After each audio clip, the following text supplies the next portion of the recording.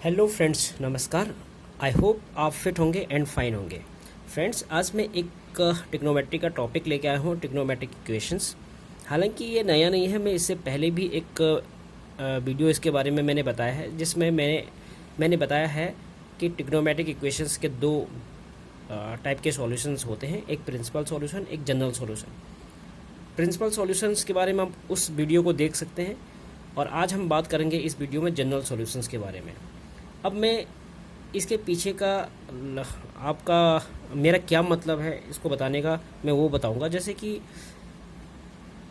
कई बार हम सीधे सीधे उस स्टैंडर्ड जो जनरल सॉल्यूशंस है उसको याद करके सॉल्यूशन को किसी प्रॉब्लम को करने की कोशिश करते हैं, और हमारा क्वेश्चन कई बार गलत हो जाता है। और उसके पीछे का रीज़न ये है कि हमें ये नहीं पता होता कि वो स्टैंडर्ड जो हमारा जनरल सॉल्यूशन है वो किस तरह से ड्राइव हुआ है।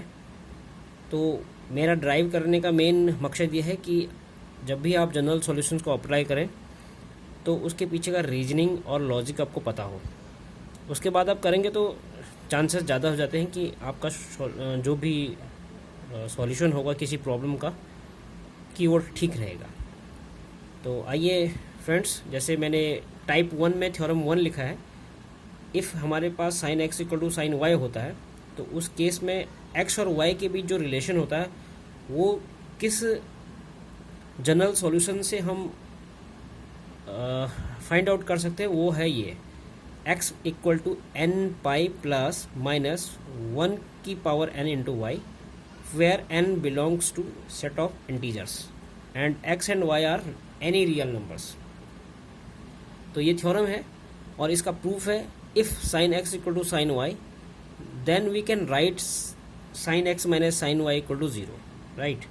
और ये हमारा एक स्टैंडर्ड आइडेंटिटी में है, तो हम इसको लिख सकते हैं 2 cos x plus y by two sine x minus y by two equal to zero. और यहाँ से हम अगर 2 से 0 को डिवाइड करेंगे तो 0 ही आएगा, तो फिर से हम इसको लिख सकते हैं cos x plus y by two into sine x minus y by two equal to 0। अब ये एक्सप्रेशन 0 है, तो ये कब 0 हो सकता है? या तो हमारा cos x plus y by two 0 हो, या sine x minus y by two equal to 0। तो अगर cos x plus y by two 0 होता है तो ये 0 कब होता है? जब cos की value 2n plus 1 into pi by to के फॉर्म में होती है।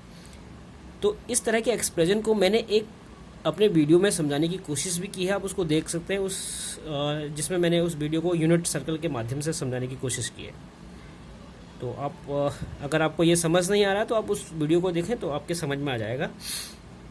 आई होप कि आपको इधर भी समझ में आया होगा, आपने पढ़ा भी होगा कि यदि ये ऑड नंबर है इस पाई बाई टू के आगे, ठीक है, और ये odd number pi by to के मल्टीपल्स में है तो इसकी वैल्यू हमेशा 0 होगी। तो इस तरह से हम लिख सकते हैं cos x plus y by two equal to cos 2n plus 1 into pi by two. अब जब हम कंपेयर करते हैं दोनों तरफ तो x plus y by two equal to 2n plus 1 pi by two होगा डेफिनेटली। और इससे हम अगर x सेपरेट करें तो x की वैल्यू होगी 2n plus 1 into pi minus Y.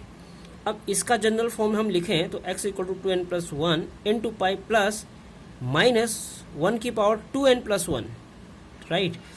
तो ये भी ऑड होगा, तभी ये हमेशा माइनस होगा। इस y के आगे की जो वैल्यू है वो हमेशा माइनस में होगी, जब -1 के ऊपर जो पावर है वो ऑड हो, ठीक है।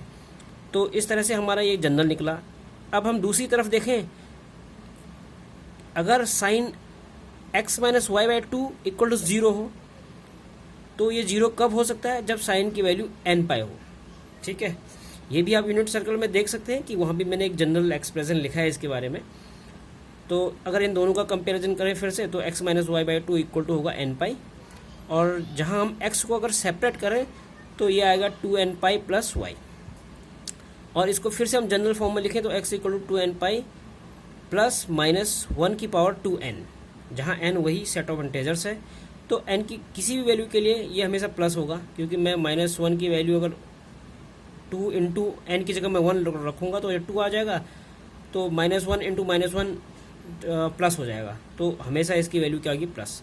अब इन दोनों जो हमारे पास अभी सॉल्यूशन दिख रहे हैं एक्स और वाई के बीच के रिलेशन के रूप में, अगर मैं इन दोनों को कंबाइन करूं तो हमारे देखो किस तरह से हमारे पास जनरल सॉल्यूशन आएगा। तो अब इसको ध्यान से देखना थोड़ा सा, यहाँ पर ये ट्रिक है, बस एक्स ये है, ये एक्स है, यहाँ पर 2n+1 एक ऑड नंबर को एक्सप्रेस करता है, जबकि 2n जो है एक इवन नंबर को एक्सप्रेस करता है।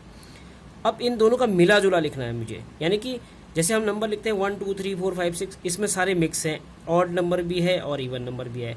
तो मैं क्यों नहीं इन दोनों का जनरल फॉर्म लिख लूँ, वो मेरा n है। n कोई भी इंटेजर्स हो सकता है, 1 2 3 4 5 -1 -2 -3, ये कुछ भी हो सकता है।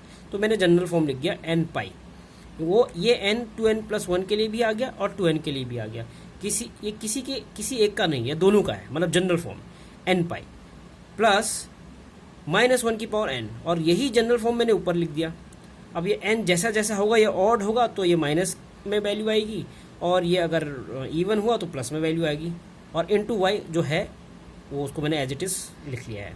तो कहने का मतलब है कि यदि हमारे पास sin x = sin y है, तो x और y का रिलेशन जनरल सॉल्यूशन में अगर हम रखेंगे, वो जनरल सॉल्यूशन है x = n पाई प्लस -1 की पावर n इंटू वाई।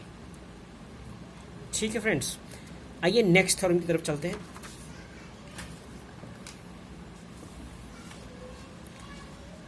ये हमारा दूसरा थ्योरम है, आप देख सकते हैं, इसको मैंने टाइप 2 नाम दिया है।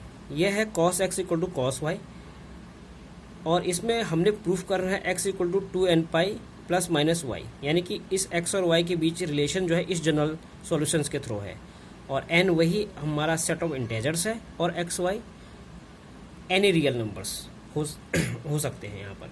तो if cos x = cos y, cos x - cos y = 0 हो जाएगा, इसको हम ऐसा लिख सकते हैं। और ये भी हमारा स्टैंडर्ड आइडेंटिटी के फॉर्म में लिखूं तो हम इसको ऐसा लिख सकते हैं -2 sin x + y/2 into sin x - y/2 = 0।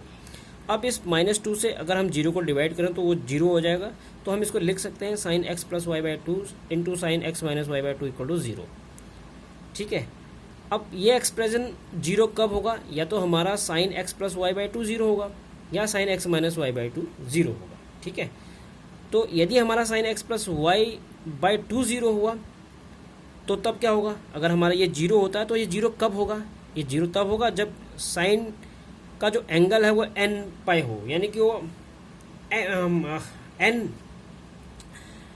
Pi into n के फॉर्म में हो। ये n कुछ भी हो सकता है, यहाँ पर कोई भी इंटेजर्स हो सकता है। ठीक है, तो हम 1 ±1 रखें, +-2 रखें, कुछ भी रखें इसमें इंटेजर्स, तो ये इसकी वैल्यू हमेशा 0 आएगी साइन के लिए।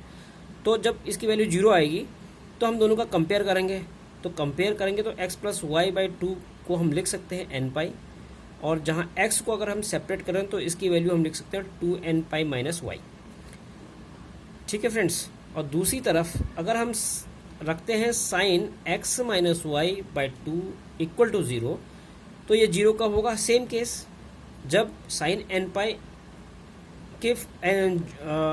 के फॉर्म में ये होगा, यानी कि sin x - y/2 sin n पाई के फॉर्म में होगा, तभी ये 0 होगा।